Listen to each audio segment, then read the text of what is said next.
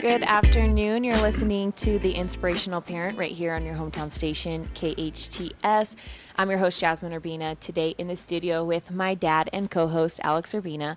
And today we're going to actually go into a little bit of detail into the first chapter, a nice little intro to his first chapter of his book, The Inspirational Parent. And today our show is actually called What I Realized I Needed to Change in My Parenting, which is going to throw us right into the first chapter, which is the idea of the be do have principle or habit, I guess you could call.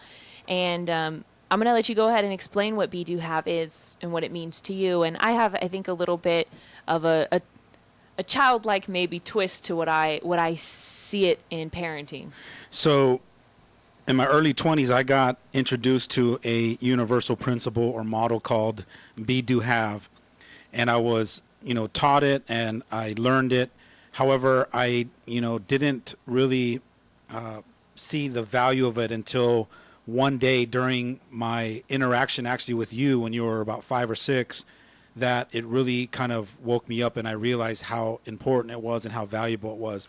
So let me explain what the be do have principle is. The be do have principle is a concept that which, if we focus more on who we are being in our life rather than what we are doing or what we're having, then our results are going to turn out more effective and we're going to be able to show up in a certain way that gets the results much more easier and much more with much less effort. So for example, as human beings, we are brought up in a society where we're taught how to do more, do better, do different. We live in a society where we're always challenged to be number one. You got to keep outdoing everybody. Outdo your competitor, outdo your neighbor. And so we're in this doing mode. We're born human beings, but at a certain point we become human doings. And we forget or have never been taught that our beingness is very powerful. It's a powerful energy that we have that we can access within us that shifts the room. It shifts the context, the space, that allows other people to either feel safe enough to open up to us or safe enough to share, or it creates a certain way that gets people to align behind you and what you're up to, and you end up going through life a little bit more effortlessly, and it helps your results.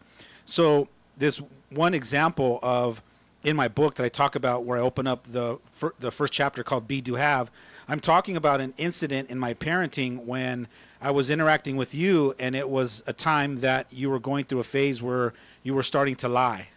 Every 4 or 5-year-old, when they first realize that they can lie and get away with something because they can avoid either getting punished or yelled at, that's that first time when we're little and we go, oh, I can just lie and get away with it. And so you must have done it 1 or 2 times, and it was beneficial for you at that time.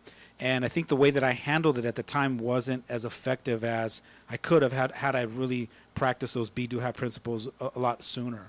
Yeah, I remember kind of going through that phase and being afraid, especially the way that we grew up. There was a lot of punishments and yelling and groundings and as a kid I was afraid of those things. So I found, the first couple of times, if I could get away with this, I'm going to try as much as I can to avoid it. And for me, the thing that flipped the switch was getting blamed for things I didn't do. That made me realize, oh my gosh, I have this stigma, I guess, that I'm a liar. So now every time something goes wrong and somebody else is lying and doesn't want to own up to it, I'm going to be the one who is blamed for it. And on top of it, they're going to think that I'm lying about it. And I remember this conversation that you and I had when you were that little.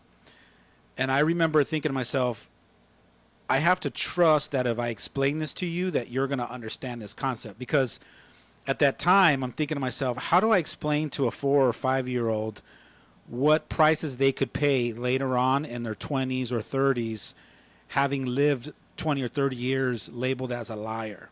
And I really had to trust that you were competent enough and that your little mind can understand what I was saying. And I remember telling you, with crocodile tears running down your face, do you want to be, labeled a liar for the rest of your life? And you looked at me and, you shook your head and you said, no. And I said, because if you don't learn how to start telling the truth, you're going to be put in a box called liar, and people aren't going to trust you. And I remember having that conversation like it happened yesterday. And the look on your face really validated that you were understanding what I was saying. Because if you ever really look at somebody really purposefully in their eyes when you're talking to them, you can see in their eyes like the wheel spinning. And I saw the wheel spinning, and I swear, in that moment, I saw a shift. But not only did I see a shift from my perception in your eyes, but I actually saw the results. You slowly started to tell the truth a little bit more. You started to own up. You started to have the courage to trust me that my word was gold when I said to you, from this point forward, if you start telling me the truth, I promise not to bring that old I didn't say it at that time, but now in hindsight, looking back, I remember telling you some version of, I won't be mean at you, I won't yell at you, I won't make you bad and wrong, and I won't make you feel the way you've been feeling. So I remember having that adult dialogue with you at that early age, and you just got it, and you trusted me, and that meant a lot to me. And because you trusted me, I had to keep my word. And I explained that in my first chapter of my book because it's very pivotal. That be, do, have principle really came up back at me in my face, and it was just kind of, just right in my face going, Alex, you've been taught this principle. Why don't you start practicing it? And then when I practiced it and caused a shift in our relationship, and I caused, more importantly, the shift in your behaviors, that now had me go back and look at the unconscious version of me and cherry pick all the things that I was doing that was causing you to lie in the first place. And I think that's what I want to talk about today, is really going over those bullet points of all the things that I just realized. I had that awakening, like, wow, this is the dad that I was showing up to her as, which had her choose to lie in the first place. So let's go ahead and take a look at that list and kind of go over the things that you noticed about yourself, and then I haven't looked at the list yet, to be honest. So I'm going to try to see if there's some things in there that either I can recall or I can remember. Yeah, that'd be awesome. Yeah, because this is all from my own point of view, and there's so much more value from your point of view because you were the child on the other end of that. So the first one is, I realized that I was talking to you in a frustrated tone. Now, that was the awakened conscious version of me self-reflecting on the unconscious, angry version of myself in that moment. I really got it that when you did something bad, or you lied, or you did something that wasn't what I thought as a father you should be doing, walking that path of righteousness, right? And so for me, every time you did something that I didn't like, or I needed to course correct, I realized that as I was correcting you or reprimanding you, that I had this frustrated tone behind my words. And I couldn't see that before. The unconscious version of me, I was just clueless to that. So having the awakening, I was able to see that I had this frustrated tone. And it sounded something like, why are you doing this? Who told you it was okay to do it like that? There's that tone rather than, wow, what's going on here? There wasn't that neutral tone. And so it really became apparent to me how I was projecting my own frustration on you through the tone of my words. Yeah, I think even to this day, no one, obviously, no matter how much work you do, no one's ever going to be able to 100% constantly be conscious of the way that we use our tone. Our tone is like, behind words, our tone is like the second thing that I pick up on. It's another language. Speaking. Yeah, it's like you're saying something without saying the actual words. So as a kid, there's words and sentence structures that we don't even understand. All we can pick up on is language or tone and body language. So other than the actual words, that's like what we're understanding. So I think if you are a parent or looking back when you were a parent of a 4 or 5 year old, someone really young who really probably couldn't understand the context of all your words, they were understanding your tone and your body language. That's right. And so in learning the be, do, have, or remembering in that moment that I was taught that, in reflection, I realized that tone of being frustrated was the being frustrated. So I was projecting my being frustrated in that moment. So now from that state of awareness, now I can look and go, Alex, why are you frustrated? She's a child. And your job as a parent is to teach her and course correct her without having any ill feelings towards what you're doing because you don't know any better. So I had that aha moment from that conscious moment of realizing what was going on. So then I started practicing shifting. When you started making mistakes in your little life, or you start doing things that I needed to course correct because that's my job as a parent, I started to remove the frustrated part in my own mechanisms. I started to give you the space to make those mistakes. I started to allow it for it to be okay for you to make those mistakes. I had to create a new belief. And the new belief is it's okay to make mistakes when you're 4, 5, 6, 8, 12, 15, 30, because mistakes are opportunities for you to learn how to course correct and navigate your life in a powerful way. I had to really kind of transcend my belief system rather than the unconscious beliefs that we have as parents, especially when we're young parents, that don't do that, don't do this. And so we operate out of fear, and that frustration came out and I projected on you and it wasn't right. And so that was the aha moment that I had. Yeah, and I even as I kind of look back, obviously for me that was a traumatic experience, was being labeled a liar or being blamed for something that I didn't actually do. So much so that to this day, I'm afraid that even when I am telling the truth, people are going to think that I'm not. And I'm so afraid of it that I think sometimes I'm like, oh, am I being too nice, where they think that I'm lying about lying? So I have all these insecurities and all of these things going on when it comes to lying, and especially when it comes to people lying to me, that it caused so much more than it needed to be when I was younger. And the other thing I wrote down was that I realized that I was making you feel bad for lying. And whether it was a combination of the tone plus the words I was using, like I don't remember verbatim, but taking accountability, it had to be some form of, I can't believe you did that, or I thought I taught you better, or we don't realize as parents we say certain things because we're mad or angry or frustrated, but when we say those things, they can be damaging on the other end. It's like either like you're throwing it in their face, or you're not intentionally making them feel bad. However, they're perceiving it like that because you're dumping on them. And so I didn't realize unconsciously that I was making you feel bad for lying based on how I was reprimanding you or the words that I was using to course correct. It was the conscious version of me, the awakened version of me, that saw that and broke my heart. That that I had, the interactions with you and I got you to the point that you felt like you needed to lie to me. That was me taking the responsible version rather than making the assumption that a 4-year-old should just automatically be born knowing that you don't lie. I mean, what a great illusion that as parents we think that your 4 or 5-year-olds are supposed to be sweethearts. I mean, they are your sweetheart, but they're not perfect.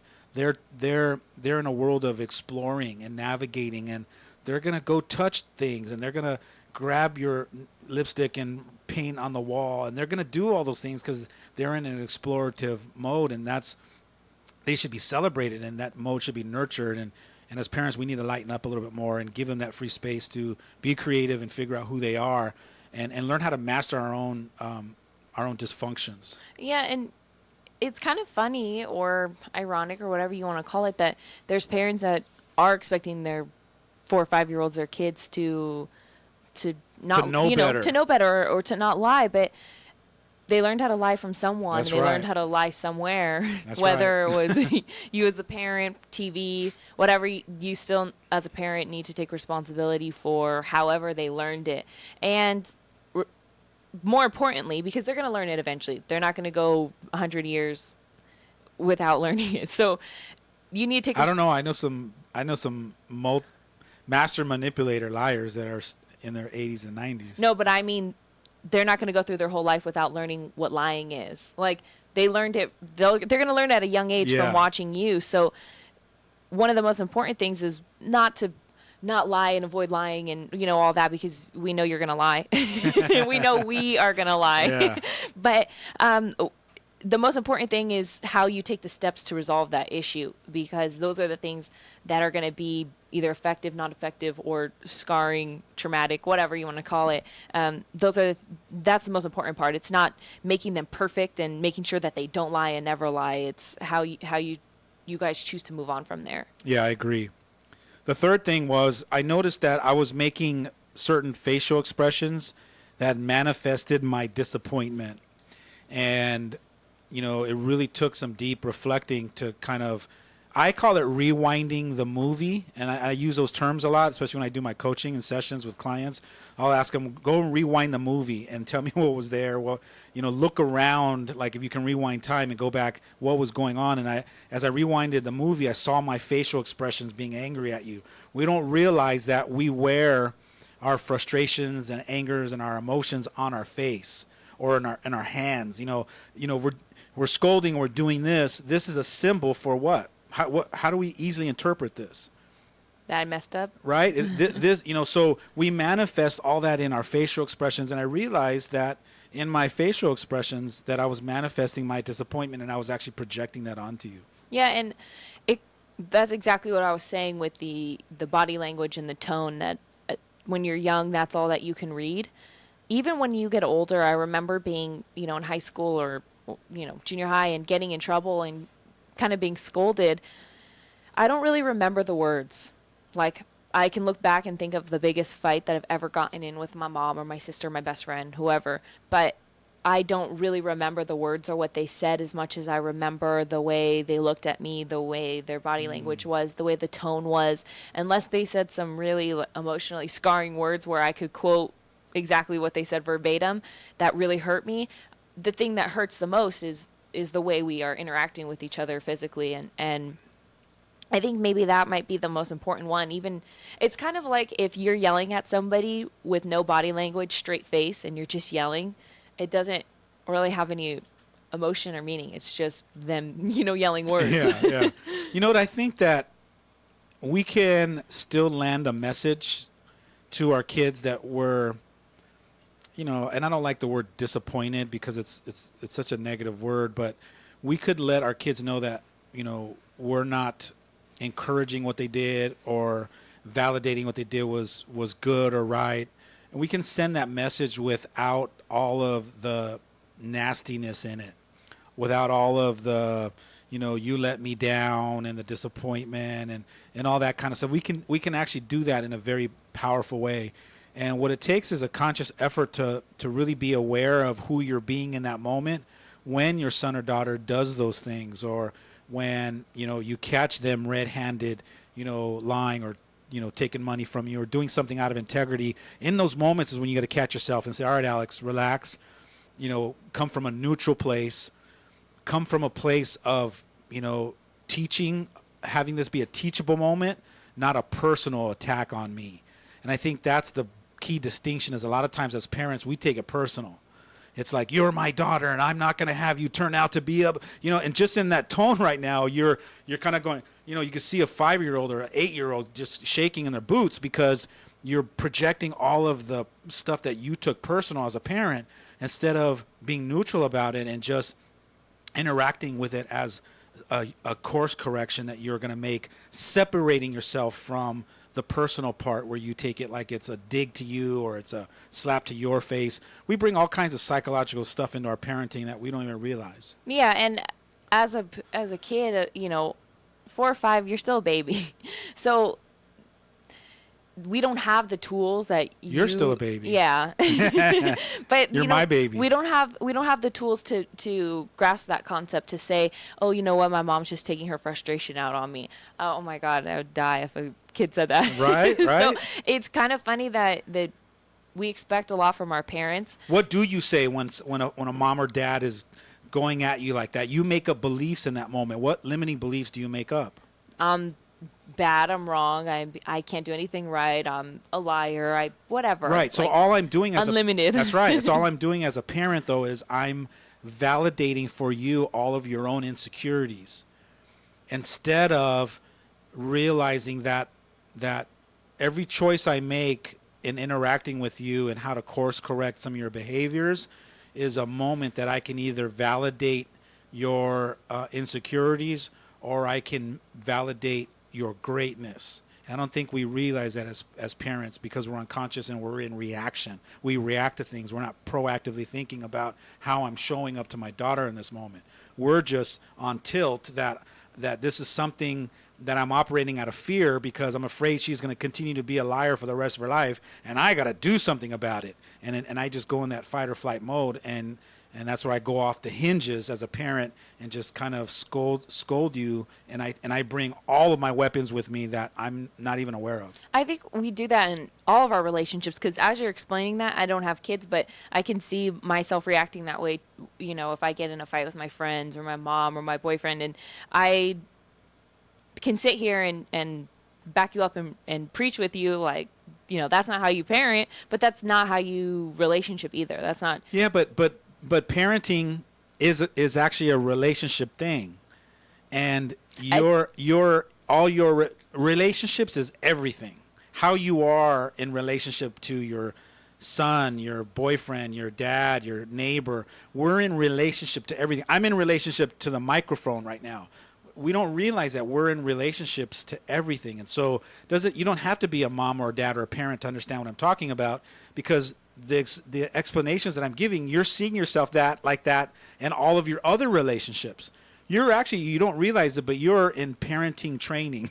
You mastering yourself in your other relationships is actually going to help you be a better parent.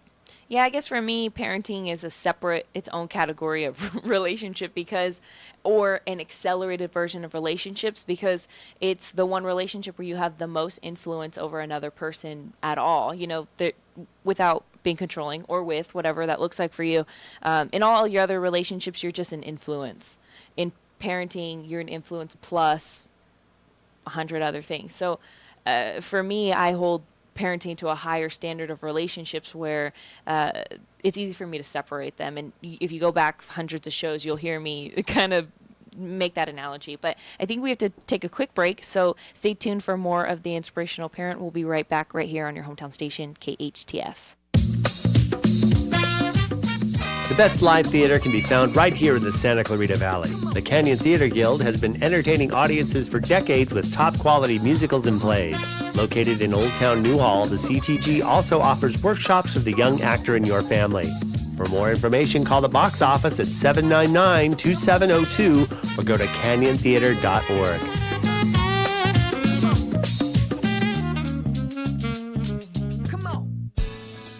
Do you know a single parent struggling either financially or emotionally in the Santa Clarita Valley? Single Mothers Outreach is an organization that focuses exclusively on the needs of vulnerable single parents. Single Mothers Outreach provides assistance with housing, financial organization, life and career skills, in addition to emotional health and support. Single Mothers Outreach also provides single parents with a community of people who understand exactly what a single parent goes through and the struggles he or she faces on a day-to-day basis. Visit singlemothersoutreach.org.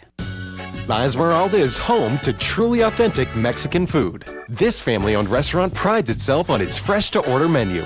Even the tortillas are made in-house. If you have a taste for sizzling fajitas, menudo, flautas, or ceviche, you have to try La Esmeralda's Mexican and seafood restaurant. Dine in or order out for the most authentic Mexican food Santa Clarita has to offer. Their Taco Tuesday? It'll turn you into a regular. La Esmeralda on Bouquet at Haskell.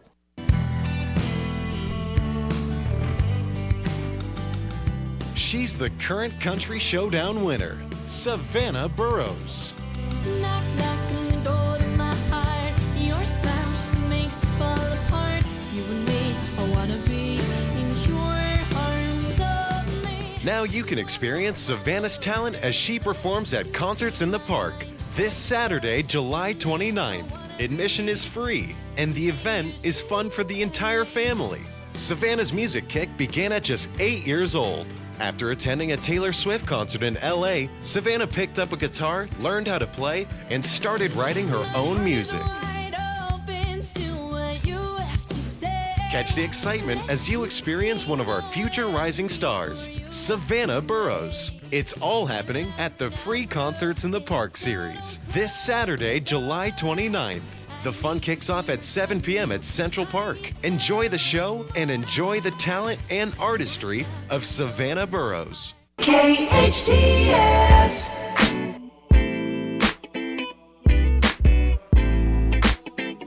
Welcome back. You're listening to the Inspirational Parent right here on your hometown station, KHTS. Today, we're talking about the actual topic is what I realized needed. What I realized I needed to change in my parenting, and this is from my dad, Alex Urbina's point of view. And the situation we're talking about is a section of his first chapter in his new book, The Inspirational Parent. And it's kind of going over a scenario where I went through a phase when I was younger with lying. You know, I was afraid of getting in trouble, and I figured out how wonderful and terrible lying is.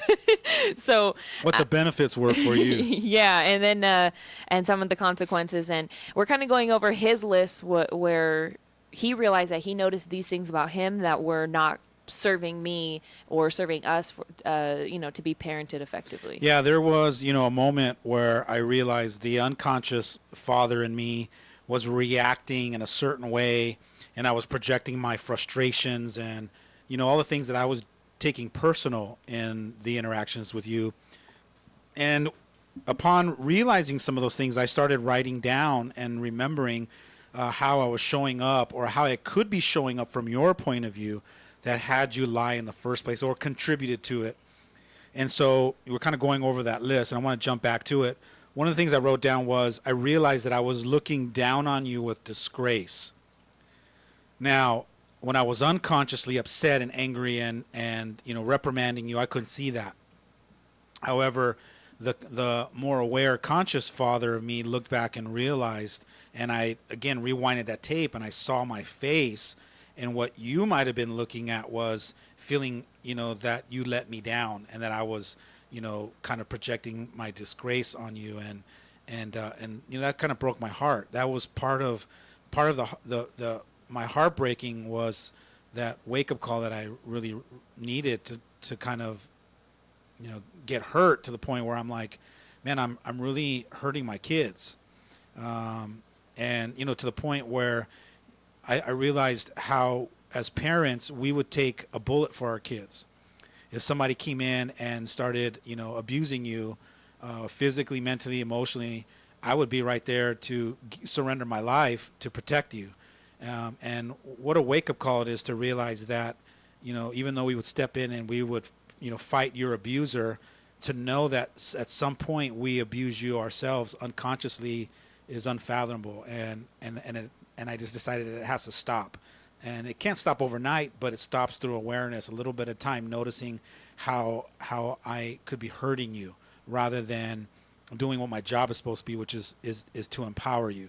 So I think that was the biggest wake-up call for me, was realizing I was looking down on you on disgrace, and realize, what I was doing to you. And that's such a huge, I guess you could say, accomplishment as a parent, to acknowledge that, maybe you're responsible for some of the things that happen with us and that go on with us. And I think what a lot of parents do is they are not understanding or don't have the idea that you're responsible for this person and how this person turns out and what they learn, what they don't learn.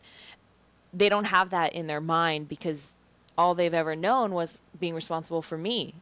I'm responsible for me and you're responsible for you. And when they get to a certain age, let's say 25, and they do become responsible for themselves, to go out in the world and now provide and live and figure everything out on their own, there's still 25 years where you were responsible for them, and it was your job to protect them and take care of them.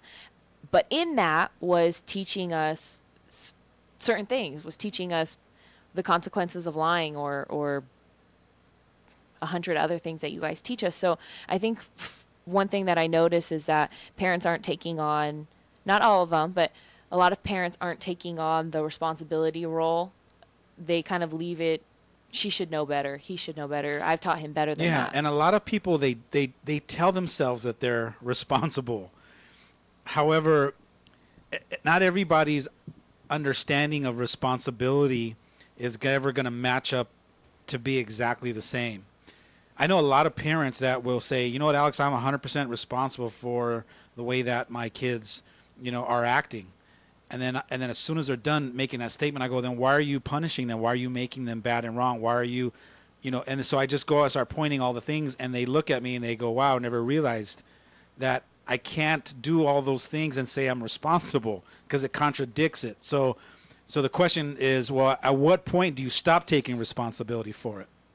At what point do you cherry pick the things that you take responsibility for? Exactly. When your son or daughter are getting straight A's and they're a championship, tennis player, and you're going, that's my girl, or that's my son, and you're taking responsibility for the good times, or are you taking responsibility across the board? No, that's exactly what's happening. Even when you take responsibility for the bad times, quote unquote, if that's what, the words we're going to use, but even when you're taking responsibility for, what, my kid missed curfew, that's my fault. I obviously didn't instill how important being on time for curfew is. That's right. That's a very powerful statement. It's also easy to take responsibility for that. What's challenging is taking responsibility for, oh, my son, got an F. That it's very easy for you to, as a parent, say, hey, you know what? That's his problem. He knows that Fs are not tolerated in this house, and and then you kind of you flip it. So I think as long as you're going to be a parent, as long as you want to try to be an effective parent, which is kind of where all the tips and tricks come from in the book, is that's the ultimate goal, being an effective parent, not being the perfect parent, not being, successful. It's just effective, the most effective way that, we could raise our kids. And for me, the frustrating part is seeing parents, like you just said, taking responsibility for, that's my girl, that's my boy. And then when they don't do everything up, perfect A pluses, it's all of a sudden, she should know better. I taught her better than that. Yeah. And yeah, I mean, we're saying the same thing. We just, parents, it's very easy as a parent to cherry pick what we take responsibility and what we don't. The next thing I realized was, some of these might be kind of redundant, but they were just aha moments, and I could be saying them in different ways. But the other thing I wrote down was, I realized that I was badgering you until you gave me the answer that I wanted to hear. And instead of hearing what you were saying to me, I just kept harping on you until you actually said something that made me feel better, probably about myself or my parenting. Like, if I asked you something and you were responding in a certain way that it just didn't make sense to me, or didn't validate that I was doing my job or whatever it is, I just kept harping on you, rather than listening from how you were responding to me and then validating that it was okay to think like that, and then kind of adding my own course correction in there. And that again, that broke my heart, was knowing that I just kept harping on you until you gave the answer that I needed to hear. And sometimes we don't realize that when we're punishing or when we're reprimanding or course correcting, that we can stay on a topic over and over, and we can, beat a horse till it's dead. And sometimes we overkill as parents to try to land a point. And, our kids are going, Mom, I get it. Dad, I hear you. Like, I got it already. And we just keep going over and over on it. Yeah, and that kind of takes me back to how I was saying that in all of, the trauma or everything that I had to go through to get out, it was kind of like I didn't want to be blamed for things, because I didn't want to sit there for 5 hours and, tell me what I want to hear when I really was telling the truth. And so in some of that, as a kid, and even now, I'm still so afraid that I'm going to get caught up in that it's just easier to just check out or not even really interact, which is worse. Yeah, absolutely. The other thing I wrote down was that I realized that I was looking for something in you to try to fix. And this is common for parents. A lot of times when they come to me to do work with their kids, some of them, not all of them, but some of them come with, the idea or the concept or the belief like, hey, I need you to fix my kid. Something's wrong with them. Not realizing or subscribing to the belief that our kids are whole and complete as they are. They're just making some choices that aren't effective for them in their growth. But I realized in hindsight at that time that the unconscious father in me was trying to fix something in you, and that's not healthy. And that was kind of a big wake-up call for me. The other thing I realized was reprimanding you and taking things away from you wasn't really, I think, empowering for you. But that was the only way that I knew how to parent at the time. It was one dimensional. It was like to punish you was the only. It was like that was the only option as a parent. Maybe because that's what my mom and dad did to me was, the old school style of, okay, well then you're going to pay a price for it. And I'm not saying that, you shouldn't have that in your parenting, but that was just one dimensional. It was the only thing I was doing. And sometimes those punishments, I think, can be so overwhelming and so beyond having that person learn a lesson that they don't really learn the lesson because you just squashed it because you gave some excessive punishments or you took away something that was their whole life. And I think as parents, we just got to be more mindful of that. Yeah, and I think even though punishment it's a great tool to have because sometimes it's needed and that's up to you as a parent to decide. But I also think that, we give that scenario of having a tool belt. There's 5 or 6 different things for every scenario. And what the cool part about having a life coach or whoever you go to kind of open your mind up to possibilities is you can give specific scenarios. Hey, my son or daughter just skipped curfew. What do I do? And then here comes in you, as a life coach, here's 5 or 6 different things you could do. And here's the outcomes. Pick one, so it opens up possibilities to see that there's more than just punishment, that there's more than just one tool in that tool belt. And for me, there's no point of a parent even carrying a tool belt around if they're just going to be the controlling, punishment giving parent, because it's so old school. And even though it worked and probably still works a little bit, there's nothing wrong with just adding a little bit extra. Absolutely. I think that, again, the reason I use the word one-dimensional is because it's just one way of parenting. It doesn't mean it's the right way, the wrong way, or the most effective way. But if you're able to learn multiple ways to parent and you found 1 or 2 other effective ways that you go, wow, I like that. What you don't know could be the biggest breakthrough of your life. And so that's why it's important to stay open-minded and, try to take in new ways of parenting and learn new styles. The other thing that I wrote down was I repeatedly kept pointing out how bad it is to lie and kept harping on the problem. It wasn't good enough to land the point and transition into, okay, how are we going to fix this or how are we going to move forward? Or I guess the unconscious dad in me didn't know how to transition into moving into figuring out how to plant some seeds for you or open up new possibilities, or even both, you letting you know that I didn't know what to do next and just being honest like that and saying, hey, let's together figure out what we can do. So a lot of that was, just kind of a trial and error. And I think that, for me to continue to keep pointing and harping stuff out like that wasn't beneficial. I like that you pointed that out because I think, for parents, it's really not a big deal to move on from things. Like, well, for the kid's point of view, it wouldn't hurt you to just get over it and, move on. Yeah. I can think of a example, well, probably a lot, where I know I got caught doing something and my mom would just turn away and walk away. She would just go the other way. Like, I'm not going to even But but did she let you know that she saw you? yes. Oh, okay, So that's got what I it, got mean. it. Like, we met, like, whatever scenario I was doing, getting in trouble, and my sister can attest to this too because she is the baby, so she is queen of getting the walk away. But you lock eyes and you see, like, you know what you're doing is wrong, or whatever. So I'm gonna leave you with it, and she would just walk away. And sometimes that's the most powerful way to really land a point. That would literally drive me crazy, like sometimes, and sometimes. So it was like certain times I was exactly what I needed in that situation because I didn't need to be yelled at. I didn't need to be scolded. I didn't need the whole "I'm so disappointed in you" lecture.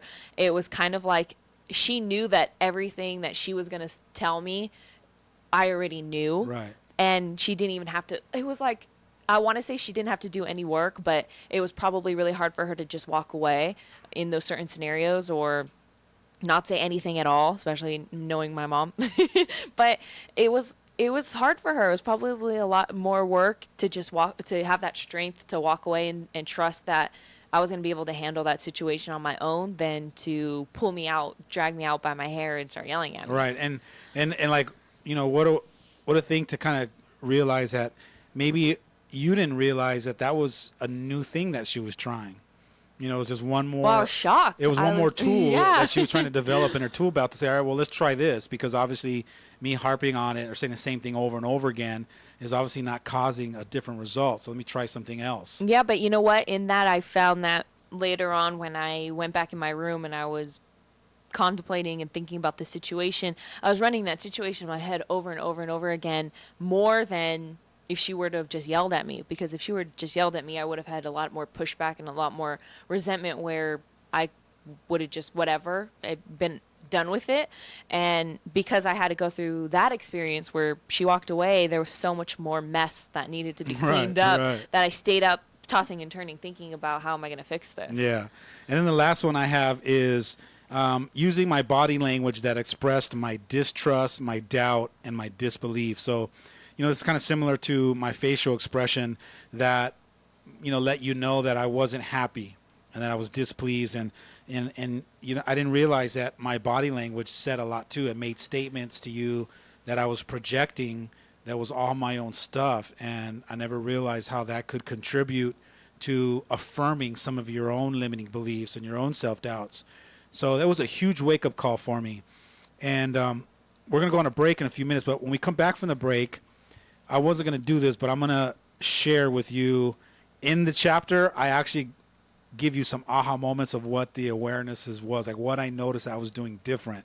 And I'm just going to give it away. So stay tuned for more. Come back from the break, because I'm going to give you all the aha moments of some of the things that I noticed that I actually caused a shift within myself. Stay tuned. We'll be right back. You're listening to The Inspirational Parent right here on your hometown station, KHTS. Drugs or alcohol abuse can tear a family apart. In Santa Clarita, just like everywhere else, it's an epidemic. The Way Out Recovery is here to help. Call them now at 296-4444 or visit them on the web at thewayoutrocoveryscv.com. The Way Out offers outpatient treatment for adolescents, adults, and family members. The Way Out is compassionate, caring, professional, and confidential. You and your family don't have to suffer any longer. Call The Way Out Recovery now, 296-4444, or visit thewayoutrocoveryscv.com and make an appointment. Asking for help is the first step.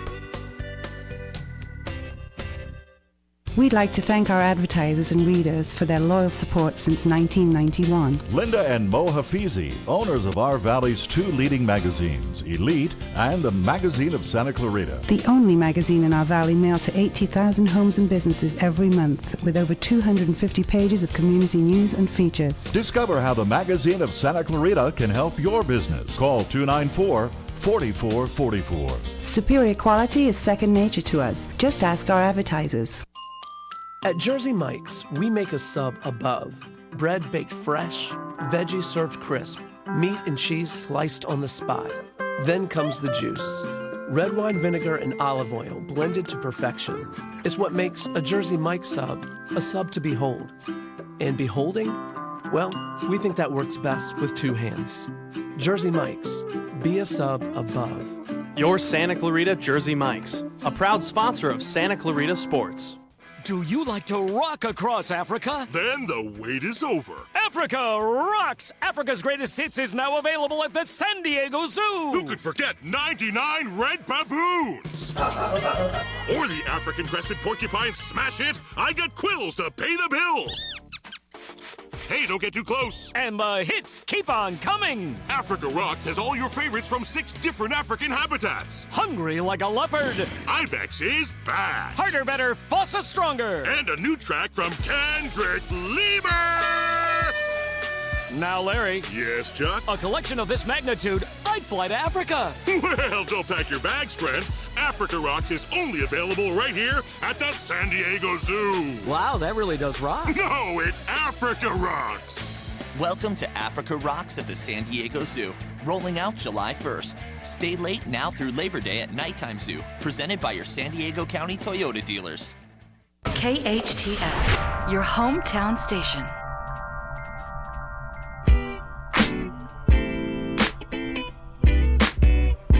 Welcome back. You're listening to The Inspirational Parent right here on your hometown station, KHTS. Today we're talking about the Be, Do, Have principle from my dad's first chapter of his book, and what the actual title of our show is, What I Realized I Needed to Change in My Parenting. So before we went on the break, my dad promised us a very special giveaway of ideas. Yeah, you know what? Like, you know, I shared what I noticed and what I reflected on the things that I was being and doing unconsciously as a parent, interacting with you when I caught you lying several times.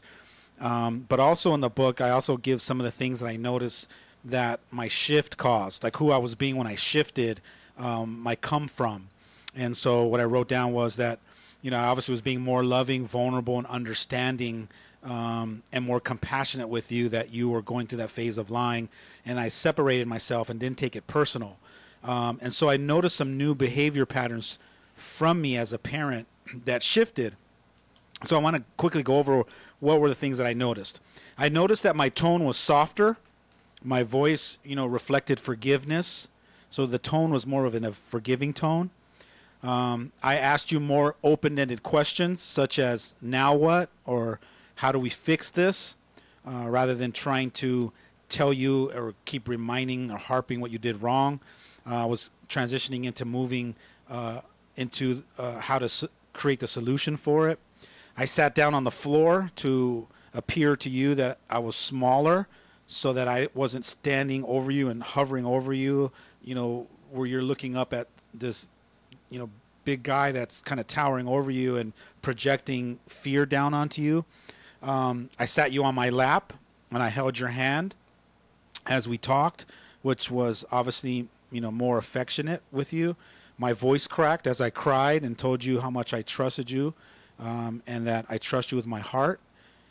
We cried together, and then I apologized, and then you apologized to me. And then I shared with you that I, too, don't always tell the truth. And then I gave you new options, and it was a very powerful moment. And had that not happened, I don't know which course you would have went down. But I'm so glad that I was courageous enough to be that for you in that moment, because you've turned out to be an extraordinary human being that has high level of integrity. And you know, I just look back and see how pivotal that moment was, and I'm so glad that I gave myself permission to be and do that with you. Me too. I kind of, you know, I want to say thank you for making that one sacrifice, and I call it a sacrifice because it takes a lot of courage, and two, there's a lot of time and energy dedicated to us as your kids that I want to say the average person doesn't dedicate to their kids or their family. You know, for you went through a lot of sacrifices and challenges to be able to have those opportunities to practice new things and go to trainings and courses and events and all kinds of things. And because you took that on and assumed that as your life, you know, in your career. And not very many people are that lucky or that courageous to give up a lot of the stuff that you had to give up, you know, like a regular job, and being able to provide for our family in a different way is, you know, really special to me. And I just wanted to acknowledge you and thank you for making that sacrifice for us. You're welcome. It was my honor. And so with that being said, I want to introduce the new book, The Inspirational Parent, which is finally here. We're literally 10 days away from the book review, book launch, bestseller book launch that's coming out Tuesday, August 8th. And, you know, you can really help support me in making a bigger difference in the world. And to be honest with you, the only reason I really wrote this book was to make a bigger difference. You know, after doing the kind of work that I do in training rooms and creating these powerful breakthroughs for teens and parents and families, and being a part of those special moments is so profound that I just, when you do that long enough, you're like, all right, how do I get to be able to make a bigger difference with more people? It's like therapists at a certain point, they hit that moment where they go, all right, one-on-one's not enough. I need to do workshops. I need to do training. And then you get 60 to 80 or to 150 people in a room. And then you're like, okay, that's not enough. And how do I reach the masses? And I think that's where I'm at this point in my life. And I want to give other people options as parents to know that you have some pretty mighty tools inside of you that if you were courageous enough to go find and dig out, your kids will, be better because of that. So with that being said, you can support me by purchasing a book or multiple books if you want to give away as gifts on that one day, Tuesday, August 8th.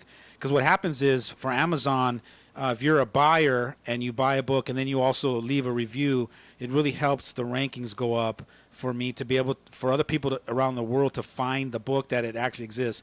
What's pretty amazing is that you can have a really good book and no one knows that it's out there because you don't know how to market it that well, or you didn't surround yourself around people that helped you market it.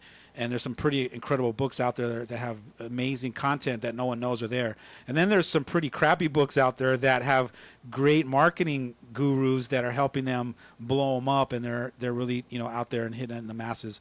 But you can help me out, and I'm gonna offer a raffle for 2 the Kindle Fires for people that support me that day and buy a book and leave a review. And I'm going to give you the whole day to buy that book, and then I'm going to give you 2 weeks to come back and write a review, and then I'm going to pick out of a hat. And we'll pick it out on the radio show 2 weeks from Tuesday, August 8th. Awesome. That sound fun? Yeah. Can I read the winner? You can. Actually, it'll be 2 winners. Can I read got the two winners? 2 Kindle Fires. So you help me, I'll help you, and give you an opportunity, and it's fun. So just a reminder, The Inspirational Parent by Alex Urbina. Go on Amazon Tuesday, August 8th, and purchase that book. Leave a review, and you'll be automatically entered to win. Yeah. That We'll pick out your names. We'll put them in a hat, and we'll pick a winner out. Thank you so much for joining us today. We're here every Friday, 12 to 1 p.m. right here on your hometown station, KHTS.